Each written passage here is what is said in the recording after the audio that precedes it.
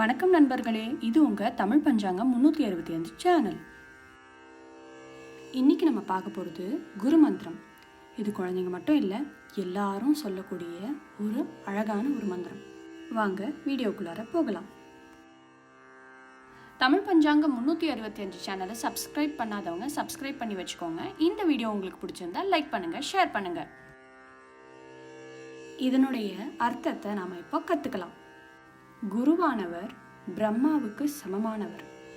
குருர் விஷ்ணு, குருவானவர் விஷ்ணுவுக்கு சமமானவர். குருதேவோ மகேஸ்வரர், குருவானவர் மகேஸ்வரருக்கு அதாவது சிவனுக்கு சமமானவர். குரு சாக்ஷாத் பரபிரம்மா, குருவானவர் பிரம்மமாக இருக்கிறார், அதாவது அவர்தான் எல்லாமே. தஸ்மை ஸ்ரீ குரவே நமக அப்படின்றதுக்கு அந்த ஸ்ரீ குருவுக்கு வணக்கம். குரு மந்திரத்தோட முக்கியத்துவத்தை இப்போ நம்ம பார்க்கலாம். குருவை வழிபடுறது. இந்த மந்திரம் குருவை கடவுளுக்கு சமமாக வைத்து வழிபடுறத சொல்லுது. குருவோட ஆசீர்வாதம் மற்றும் வழிகாட்டுதல் இல்லாமல் ஒருவரால் ஞானத்தையும் விடுதலையையும் அடையவே முடியாது என்பதை உணர்த்துது. ஞானம் மற்றும் விடுதலை.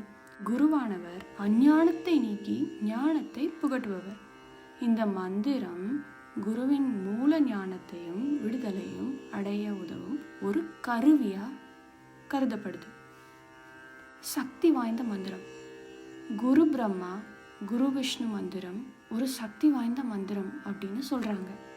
இதை பாராயணம் செய்யறது மூலம் ஒருவரது வாழ்வில் நேர்மை ஆற்றல் பெருகும், துன்பங்கள் நீங்கும், ஞானம் அதிகரிக்கும் அப்படின்னு நம்பப்படுது. இந்த மந்திரம் குரு பௌர்ணமி போன்ற குரு வழிபாடு செய்கிற நாட்களில் முக்கியமாக பாராயணம் செய்யப்படுது.